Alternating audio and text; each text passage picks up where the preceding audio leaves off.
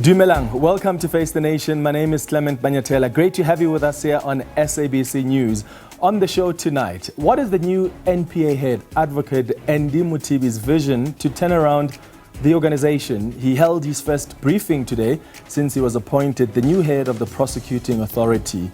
He joins us to share that vision tonight. Also on the show, is the Ekurhuleni Metro stable? The mayor, Nkosindiphile, Xhakaza, has been criticized by some for creating instability in the metro by taking key decisions without consultation with his comrades and coalition partners. The metro has now passed the adjustment budget this week, removing fears of service delivery interruptions. The mayor of Ekurhuleni joins us tonight.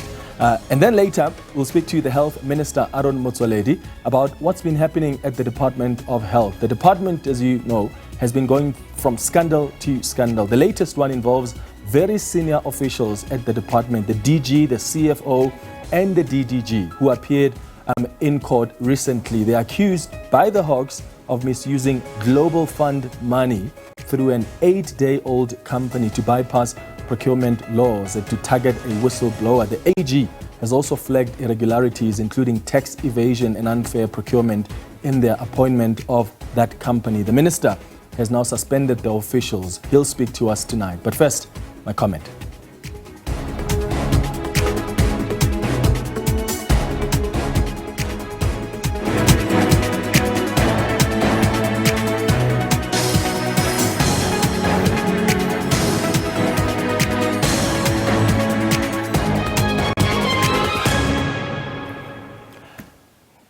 So the suspended head of organized crime in Gauteng, Richard Shibiri, has admitted to lying before the Madlanga Commission today. He gave contradictory testimony. He was actually asked some tough questions about his alleged links to the suspended or suspected crime cartel bosses, especially Katiso Katie Molefe. The Madlanga Commission played a newly released recording of a call that took place between witness A and Richard Shibiri. And in that call, witness A, who is one of the investigators who was looking into the murder of Armand Swart, you can hear in the call where Shibiri is heard saying the Deputy National Police Commissioner, Shadrach Sibiya, has been pestering him for feedback on the murder case. Shibiri is also heard saying Sibiya is seeking the feedback on behalf of the other side. And when asked who the other side he was referring to was, Shibiri first said it was a faction within the SAPS, but then later said he was actually referring to Swart's family. Take a listen.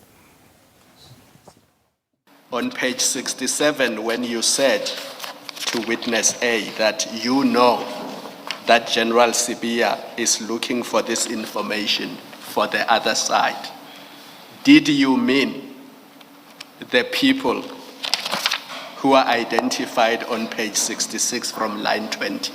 Is that the people you meant without mentioning their names? Yes or no? I meant the family.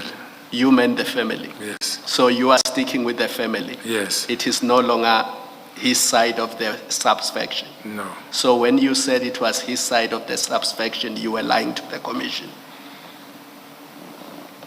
I will take that.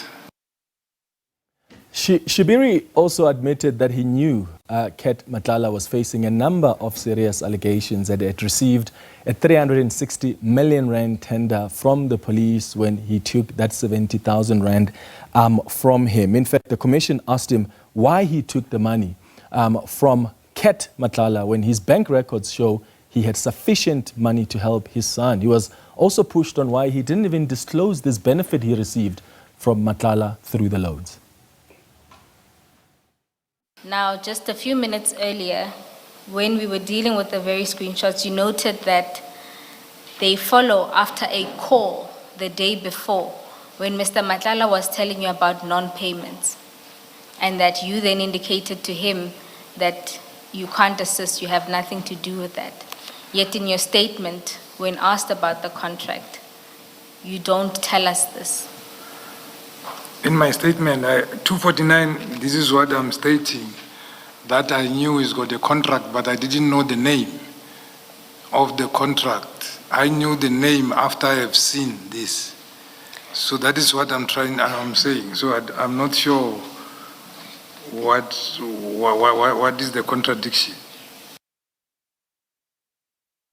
I, for one, find it implausible that in a phase where you had money to assist your son, you chose this option.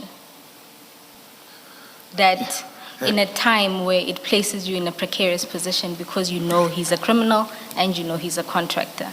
On either score, you would have been in trouble. And you failed to disclose it. To know that he's a criminal, I didn't know. He's arrested now as a criminal now.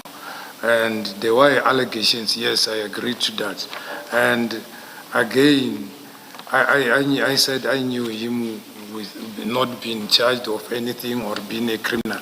And if I took that 55,000, I was supposed to be left with zero, whereas I needed to do something. So I had to make decision of which I see fit for myself, which maybe the commission doesn't see it fit. So the question we're asking you tonight is, what do you think the testimony of Richard Shibiri reveals about the top cops who have had links with Ket Matlala? What does their testimonies reveal about their ethics? You can send us a WhatsApp voice note or send us a tweet on @FaceTheNation SABC. Remember, if you're sending a WhatsApp voice note, to tell us your name and your surname, and please keep it at 30 seconds. After the break, we start our conversation with the head of the NPA, Advocate ND Mothibi. Stay with us.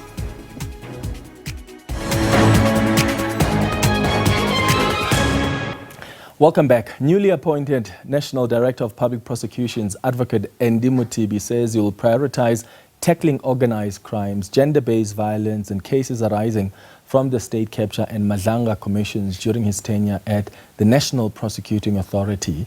Briefing the media in Pretoria today, Mothibi also welcomed the Justice Department's support for legislative amendments aimed at ensuring the NPA becomes financially and operationally independent. He's here to talk to us about his plan of action for the NPA in studio. Advocate, thank you so much for making time. Welcome to the show. No, thank you. Thank you, Mr. Manyatela. We appreciate the opportunity to come and discuss what we presented to the nation today. And we appreciate, I think, as South Africans, the opportunity for you to say yes to the job. But the question is, why did you say yes? I mean, a lot of people will tell you this is almost like a poison chalice. Well, I've had that before. But of course, for me, it was really another opportunity to serve the nation. So when the opportunity presented itself, I really didn't hesitate because it's really an opportunity to continue to serve the nation. Yeah. What is your early assessment of the organization? I would imagine by now you've looked at what the weaknesses are, where you need to start strengthening things. What would you say is your assessment right now of the organization? No, thanks for that question. When I came in, and that's exactly what I said today, that I did an assessment. Ranging from looking at processes that really enable the delivery of the NPA mandate. I also looked at the people side, yes, which is a very important part. People management framework, including the skills that are required, and unfortunately there was already a capacity model project that was done by NPA, and that capacity model, really looked at various levels in NPA in various divisions.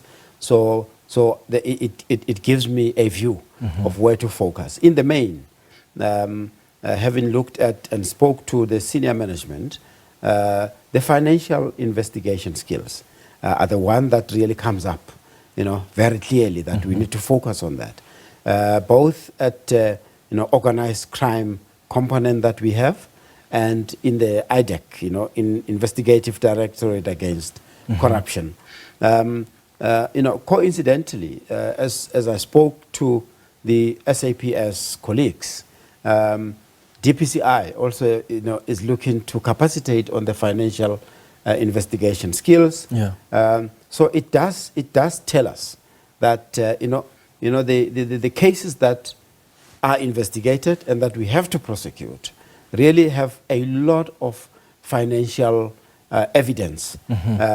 We have to work with the Financial Intelligence Center, but we need to build up that. So I'm just mentioning the financial skills because that's the one that really comes up as I speak to the colleagues around. But of course, as I see today, all the deputy national director of public prosecutions roles are vacant. There's two.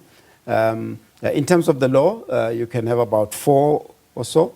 There's only 2 where there's acting. All of them are vacant, so I need to move quickly to make sure that the executive role is filled up. So to a large extent, the capacitation is reasonable. It gives us the opportunity and the capability to produce the results that we presented today. If you look at the overall performance as we see today, and I know that we are still going towards the end of the financial year, but the overall performance is sitting at 94%, right? On areas which we want to focus on, because the country has prioritized organized crime, the point you opened up with, those are one of the priorities that we would like to focus at, ensure that financial investigators, are appointed or skilled, those who are there at the moment.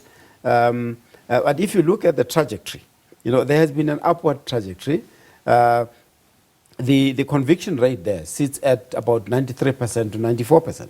And this is in various courts, in high courts and regional courts and so on. So that part is the part where we have to work hard to make sure that there's collaboration, there's integration with the police, with all members of the Justice Crime Prevention Cluster. How do you plan on capacitating the NPA with people who have that specific expertise to be able to do serious financial analysis? Because also the challenge is you need to make the positions competitive. Yes. Which means you want to be able to make them attractive, pay people, even to leave the private sector and come work for the NPA. But the problem you have is the budget. So how do you deal with that? It is so true. As I sit today, in fact, amongst others, I engaged the finance department. As we sit now, and we've just finalized the strategy review and the APP, and that's going to end up in saying, what is the budget that we require to execute on the APP. And part of what we said today is that over and above the annual performance plan, we are going to have to fast track some of the, call it quick wins, right? And we are going to, over and above the annual performance plan, we are planning to have a quick wins action plan. Because we have understood the public pain points, right? So organized crime being one of them. So we need to ensure that as we skill, we advertise, generally, but in particular organized crime, GBVF, gender-based violence and femicide. That's one of the other priorities, right? Where we need to skill up with the relevant prosecutors. And again, in the GBV side, if you look at the statement, the conviction rate, as we speak today, sits at around 78%, right? And the good part is that as we gear up there, we need to ensure that there's appropriate victim support measures. You may be aware of the so-called, or what we call, Tutuzela centers, right? Those centers play a very key role in terms of victim support. And the victim support enable the victims to be able to, for want of a better word, be sort of comfortable to go and testify and enable the prosecution to really present a case that leads to a conviction. There's various other crimes where we would need to step up, including cyber crimes. As you know, that these days crime is committed in the cyberspace. So we need to skill our prosecutors like that. But to your point, it is indeed a competitive space, right, between private sector and public sector. So amongst others, this, what I call corporatization, the move towards financial and operational independence, will really enable NPA over and above, just enhancing the independence, but we are going to be able to, develop our own policies, and that would include pay policies. Clement, if I give you sort of a history, when SARS was started, it was part of the Department of Finance, right? And on getting it out of the Department of Finance, we wanted to gear up so that the revenue collection really doesn't suffer, and that we gear up the game in terms of revenue collection, right? But amongst others, we wanted to attract the skills to be able to, accountants, and all of those other skills. I've just come from SIU, right? SIU is also, well, SARS is a Schedule 3 entity. SIU is also a scheduled entity, outside of the public service, but within the public sector. So in making in getting together the legislation together, amongst others, we should have those in mind that would like to corporatize, NPA and make it, a scheduled entity, so that we can really develop policies such that it gets, the opportunity to attract skills and be competitive in terms of salaries and all of that. Okay, let's speak a bit about because you mentioned over 90% success rate, 78 I think with GBV. Here's the challenge though. South Africans always wonder, what about the big fish, so to speak? Right. So it's great to talk about 80%, 90% of success rate. Yeah. But what about the guys that are often mentioned, some of which there are referrals, but the investigations get dropped or they take over 10 years? Those are the people South Africans also want to see in orange overalls. That is so true, Clement. And when I engage the teams, right, and look at the performance, right, I mean, this is, great performance. I mean, anybody who reads that statement and the annual reports and so on, would not doubt that NPA really is performing well. But that's the issue now, right? Some would say, where are the convictions in the state capture matters, right? Some would say, where are the kingpins, the point that you're making, right? So if you look at our priorities, the focus on organized crime is going to include what we call strategic prosecution, right? And of course, we just used that so that we demonstrate that we are going to look at these matters differently. Amongst others, we say we are going to be collaborating with the police and engage on a prosecutor-guided investigations. As we do so, we should be able to analyze the landscape in terms of the modus operandi, how the modus operandi is executed. Because in the main, these kingpins, they use, foot soldiers, right? The foot soldiers are often the ones that get arrested and so on. So in analyzing the modus operandi, we should be able to track back, in terms of, how is it that the modus operandi leads us back to the kingpins. It's going to be very important that crime intelligence also comes, on board, because, they are trained in ensuring that, they're able to trace, all of these activities.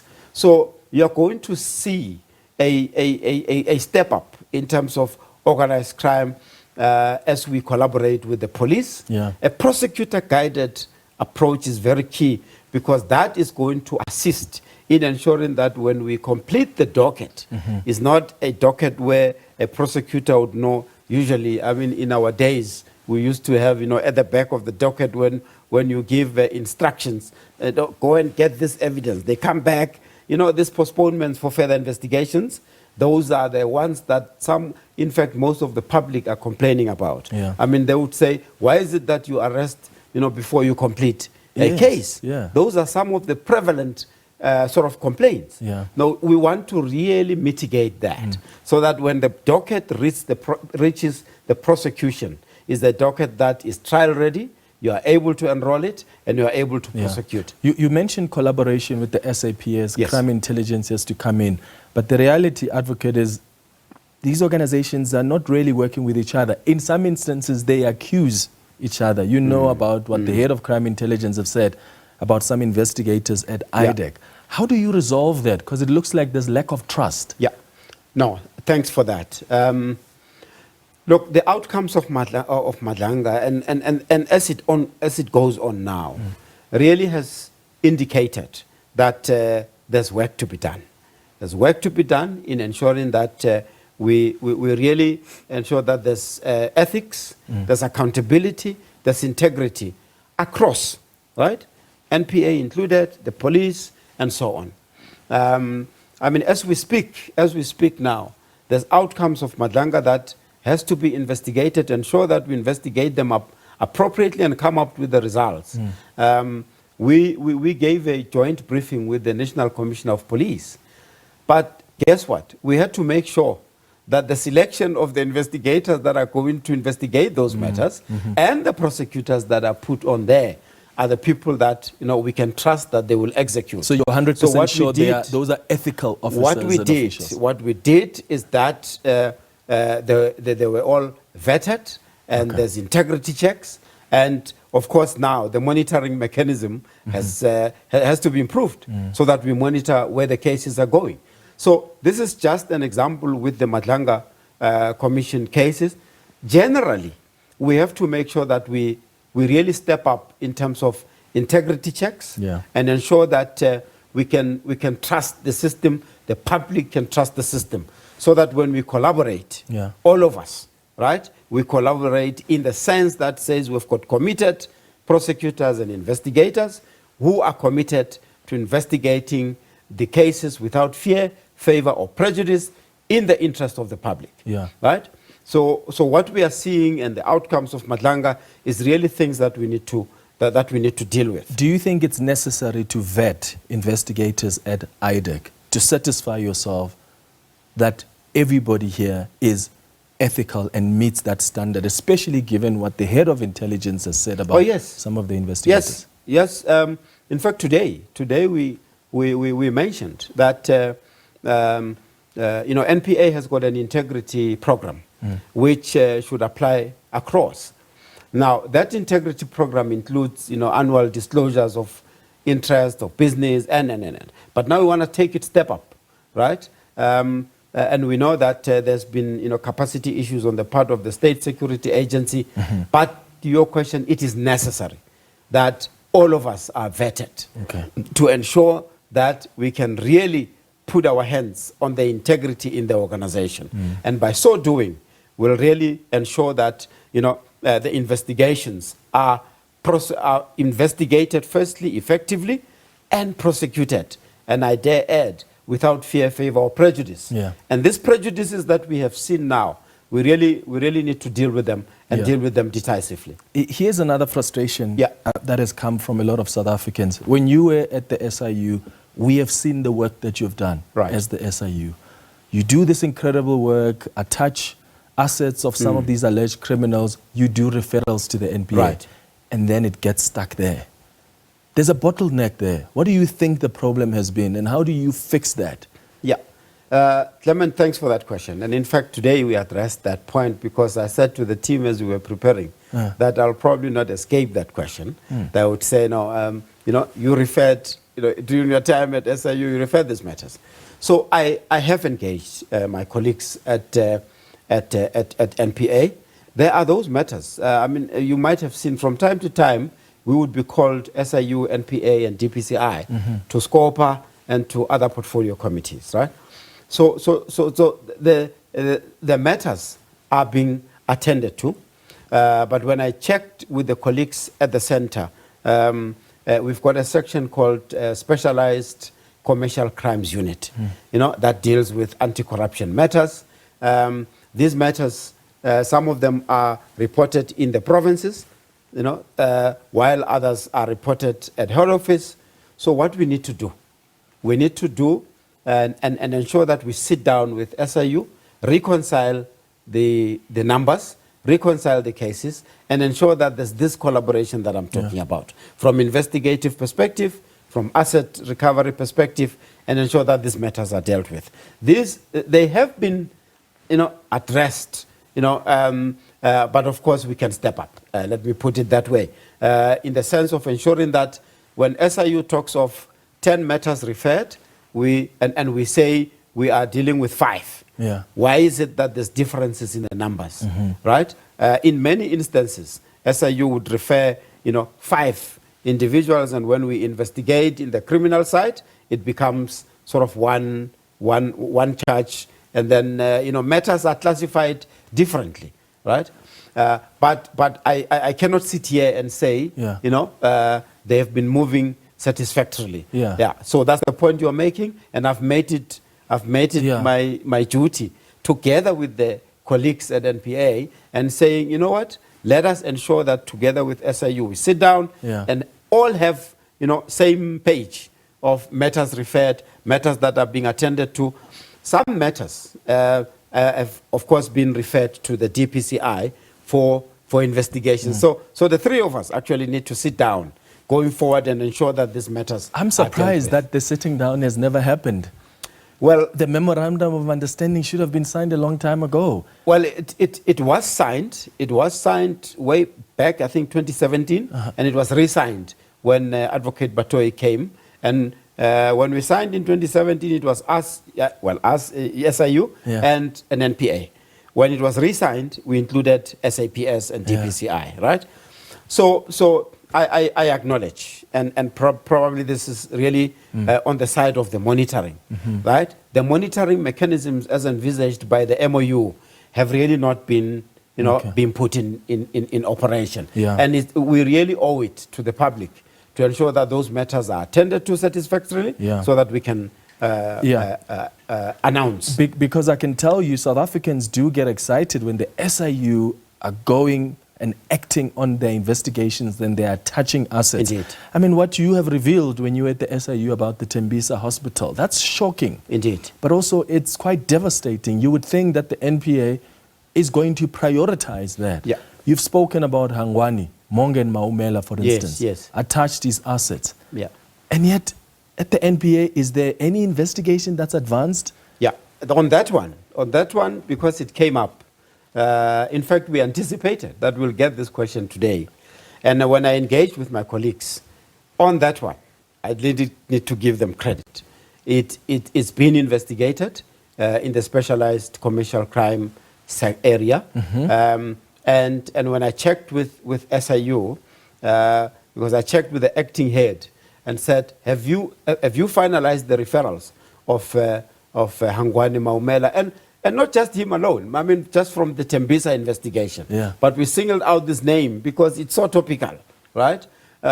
So the SCCU is charged with that investigation, and in fact, the asset forfeiture unit is also assisted with that. Clement, I can tell you that it is receiving priority attention, and as I say, not just him, in Maumela, but all other matters that have been referred. So can you assure us that there possibly will be arrests soon?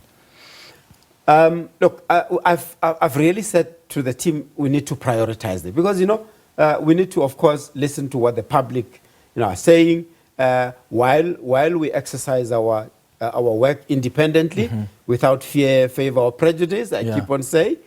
But, of course, we need to prioritize those matters that the public seem to be throwing a spotlight on. So that matter will be executed speedily.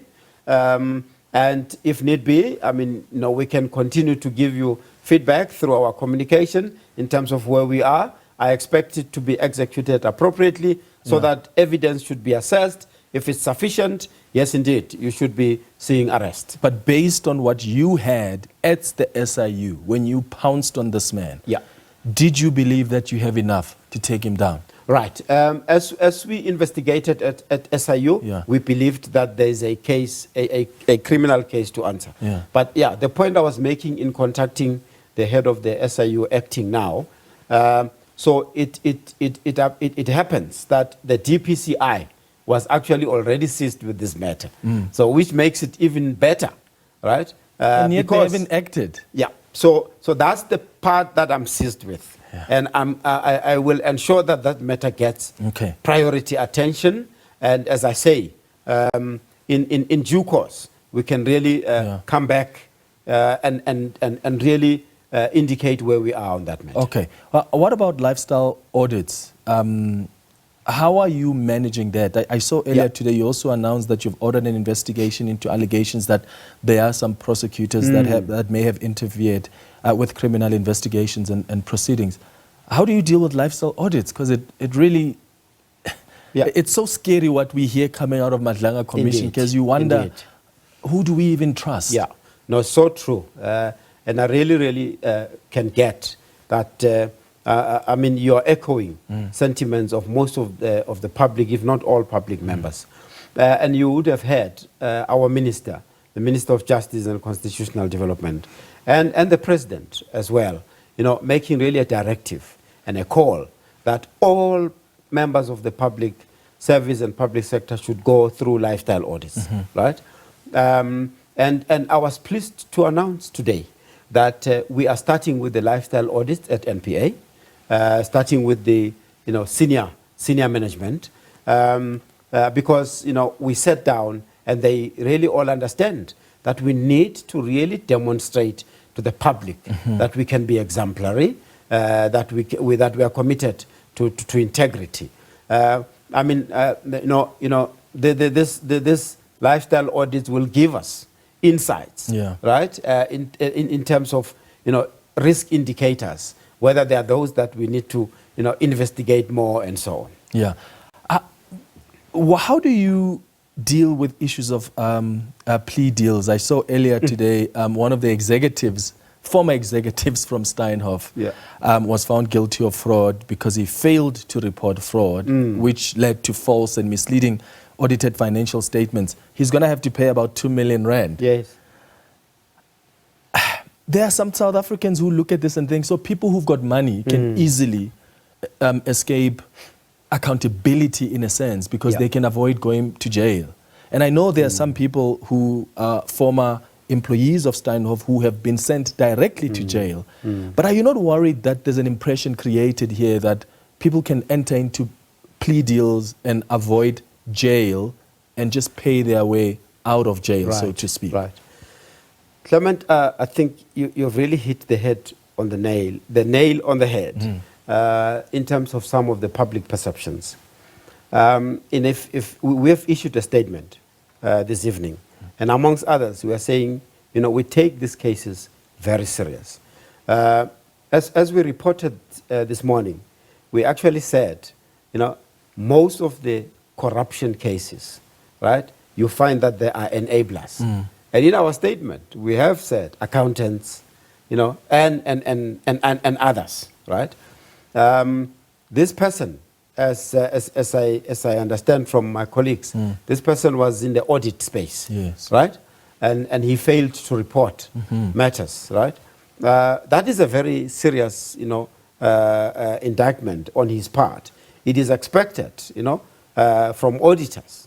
We have seen it. We have seen it in the Zondo investigation and some of the investigations that SIU has done. We have seen that these enablers really facilitate. So from that point of view,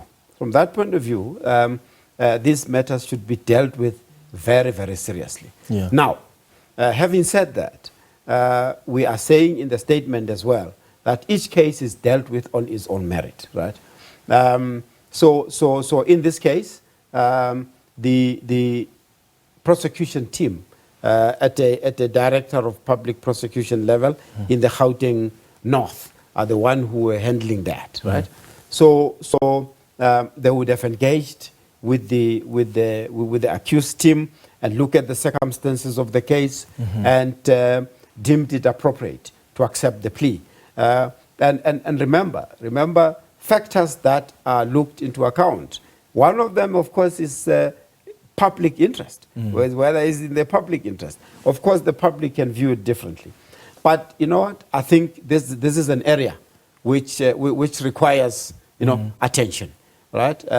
Given the perception, the unintended, Yeah. consequence that it results into. We had a matter that was reported, I think, last week or so, of the former parliamentarian, Vincent Smith.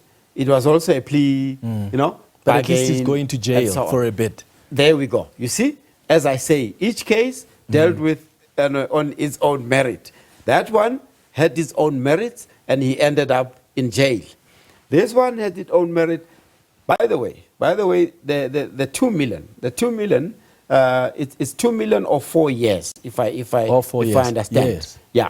So if he doesn't pay, he goes 4 years. Which we know he will pay, because these people have got money. What I'm saying is maybe 2 years in jail and you still pay the 2 million. Because I would imagine as the NPA, you still want to send a strong message to South Africans that if you are going to witness crime and fraud, to be specific in this case, and you look the other way, you don't report it, that's a serious crime and you're going to end up in jail. True. Because otherwise, then I'm going to save a lot of money so that one day, if I end up not reporting crime and I get convicted for fraud, I know that I can enter a plea and pay 2 million rand. No, I accept. I can't argue that away.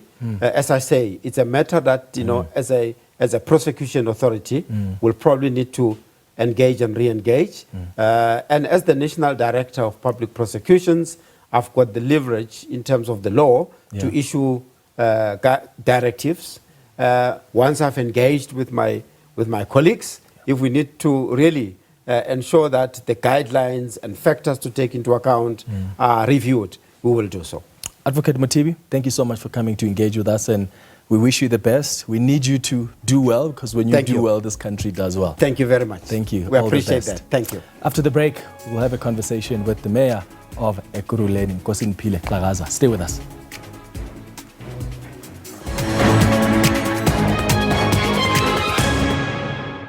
Welcome back. Fears that have been simmering in the air about Ekurhuleni facing service delivery backlash have been put to bed. The meeting that was held, you'll remember, in February, which was expected to debate and pass critical items necessary for the proper functioning of the municipal departments, descended into chaos.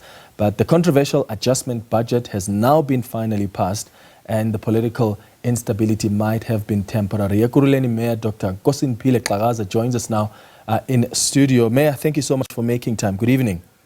No, thank you for having us. Much appreciated, and greetings to the viewers at home. So the adjustment budget was finally passed this week. There were some concerns that if it doesn't get passed, then we may look at some interruptions in service delivery. How was Council able to pass that budget, especially given the disagreements that exist? Well, it's because we've put up together a credible, adjustment budget. We've prioritized, the most critical, areas of service delivery. We've made an investment on repairs and maintenance, and the type of reprioritization. It's what was consulted with all the parties in council. We did indicate to yourselves that we do enjoy, a reasonable amount of support, amongst councillors. They do appreciate, some of our efforts, and that is why when there was a headline about because of the changes that we're introducing, which were necessary to strengthen, the executive, and then naysayers they began to say, no, there's a dismay, instability, and all that.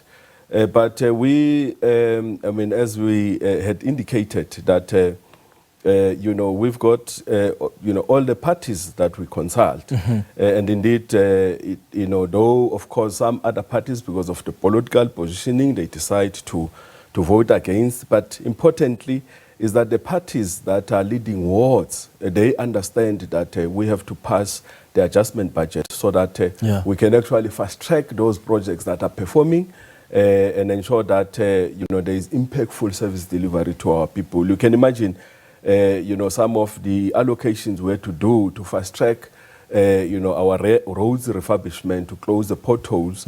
There's been an outcry about the speed within which we move to maintain, cemeteries, grass cutting, both in active and inactive, cemeteries. We needed to, actually ensure that those allocations. Yeah. That prioritization, so that we can fast track service delivery. Because of the trading services, the reforms on the trading services, we have an incentives that we have received, 113 million rands towards electricity infrastructure. Because we're transparent about all those allocations and where they must go. So, I mean, there was no reason why council would not agree. Okay. Let's talk now about the changes to the cabinet that you have made. Have you consulted before making those changes to your own comrades, but also with the other partners? Because it appeared, at least from what we heard from the EFF and Action SA, that you still announced the positions even when they told you they're not interested. Well, we consulted widely. We consulted within, my organization where I come from, the ANC. We did engage because there was a performance assessment that was done. Areas of underperformance, as I've indicated to you. I mean, there's been general an outcry. Why are we not maintaining cemeteries? Why are we not moving enough, to deal with potholes? And those are real issues, because if you are not responding, because there must be, a determined, committed members of the executive to actually give a leadership of administration to ensure that these issues are attended to. Now, if we've got issues on the table, that is why the president of the EFF started much earlier in January to make threats to say once you touch our MMCs, we will pull out on the arrangement. Now, that is not. We need to have principled collisions agreement on the table. And by the way, it's not just the EFF MMCs that were affected. There's ANC MMCs that were affected. There is AIC MMCs that have been affected. So we have to put our foot on the ground, because we're leading in the interest of the people. And the people are always saying coalition must be informed by certain principles. Yeah, I get that. What I'm asking though is, why did you still announce the Action SA MMC proposal or the position and the EFF position when they've already told you before that we don't want that? Well, they had agreed. Unfortunately, if you look with Action SA, they had agreed. I mean, we had an engagement. They committed that they will be interested in the speaker. They will be interested in one position, at least the local guys, very, very firm. And what would have happened in the provincial arrangement about what Tshwane, the risk in Tshwane, and so forth, it's something that, it's unfortunate, because we expect every party that is in Ekurhuleni to prioritize the people of Ekurhuleni. So the EFF also wanted those positions and said, cool, we'll take them. Well, the EFF locally, they understood that in terms of the framework, the national framework, in fact, the framework that we've put up front to say every allocation must be proportional to the number of seats, must be proportional to the number of votes that we've received. That is why in Johannesburg, they've got 2 MMCs. In Tshwane, they've got 2 MMCs. And for the longest time, Ekurhuleni has been used as a collateral, for unprincipled, allocations of seat, where you've got, 31 seats, but you enjoy so much allocations in the executive committee, but also in the legislature. So they agreed. Did not make sense. So they agreed to the 2 MMC positions from the 4, and they just changed their mind the next morning. They've agreed that they are part of the arrangement, but of course, I mean, it's not the first time. They've done so when we remove their finance MMC was not performing. Okay. But they still remained in the arrangement. They've agreed, they made threats, they removed their own speaker, they wanted to impose Kululeko Dunga, who has not been performing. We've changed the speaker, they still remain in the arrangement. What about your own comrade, MMC Jongizizwe Hlabati? He also resigned. I mean, he had to be asked to come back. Isn't that a sign of instability? Well, we've been having, there's no instability. You'd agree with me.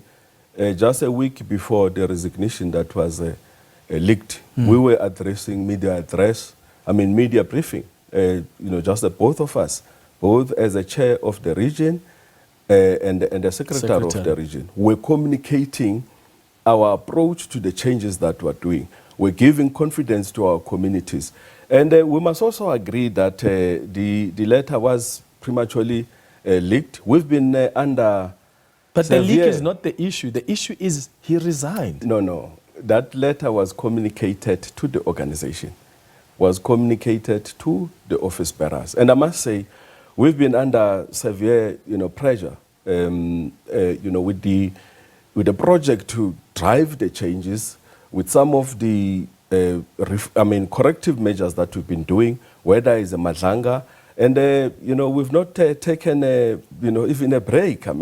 December, we've been working. Yeah, I get that. And that is why today, we are, the cohesion of the ANC is strengthened. Yeah. And we do not necessarily want to go into that, as we have indicated. Prematurely, it was leaked. But why did he resign?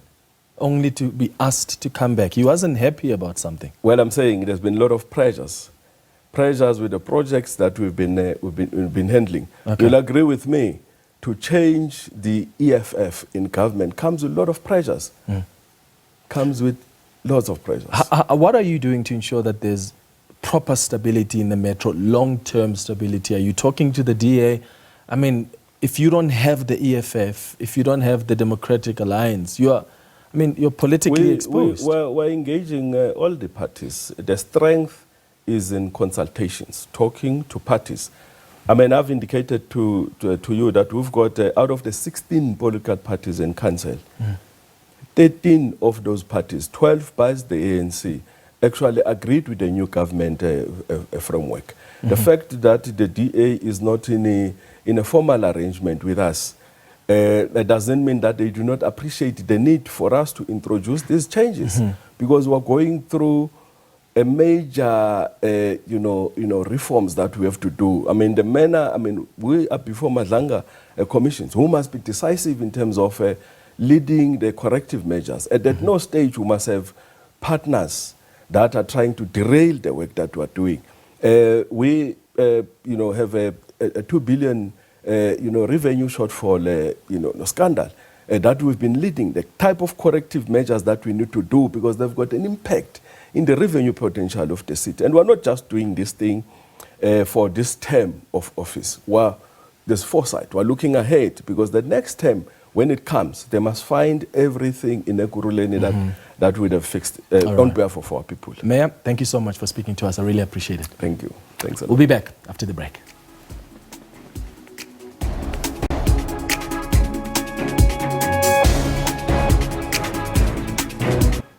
Welcome back. In the latest chapter of turmoil within the National Department of Health, 3 senior officials were arrested on the 2nd of March on charges of fraud and theft involving more than 1 million rand. It was the Director General, the Chief Financial Officer, and the Acting Deputy Director General. They appeared in court in Pretoria, and this is just one of the scandals that the Health Department has gone through. We've got the Minister of Health, Dr. Motsoaledi, who oversees this department, joining us now via Zoom. Minister, thanks for making time. Good evening. Good evening, Clement, and good evening to the listeners and viewers out there. Yeah. Why have you now taken the decision to precautionary suspend these senior officials? Let me start correcting. There's no acting among them. All of them were appointed position. It was a DG, a DDG responsible for hospital services, and the Chief Financial Officer. Okay. There was none of them who was acting.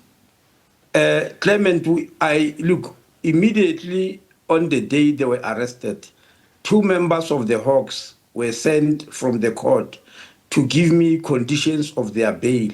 And one of their conditions is that they must not set foot in the department at any one time. And if officials of the department want to have some dealings with them, they must ask for permission from the court. Obviously, in essence, it was a way of suspending them already. So I had no other way but to effect these suspensions. But at any rate, the allegations against them were serious. Whether they end up being proven or not, but these are very serious allegations. Yeah. And Minister, I mean, the department seems to really have moved from scandal to scandal. And of course, some of the scandals happened when you were not there. I mean, digital vibes, the PPE corruption, the Tembisa hospital extraction. Are you concerned at all that you could be overseeing a department here that is beset by corruption? Well, even this particular one happened before I was there. So it's particular individuals, Clement, I know, because it looks like the whole department. There are many, many other people in the department who are honest.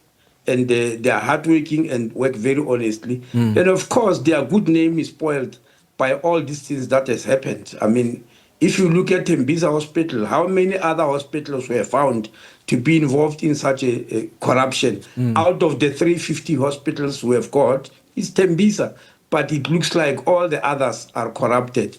If you look at the issue of DG being charged, since our democracy, there have been 5 directors general in the department. So this one is being charged, but the others have not been found in any manner, guilty of anything. So it is just some of those things that because corruption is so rife, it taints the name of the whole department, even if it's just one person being involved. And of course, the challenge is corruption in the health sector has real consequences for patients and healthcare workers. I mean, with all this drama, for instance, how do you even begin to convince South Africans that the NHI will, in fact, be corruption-free?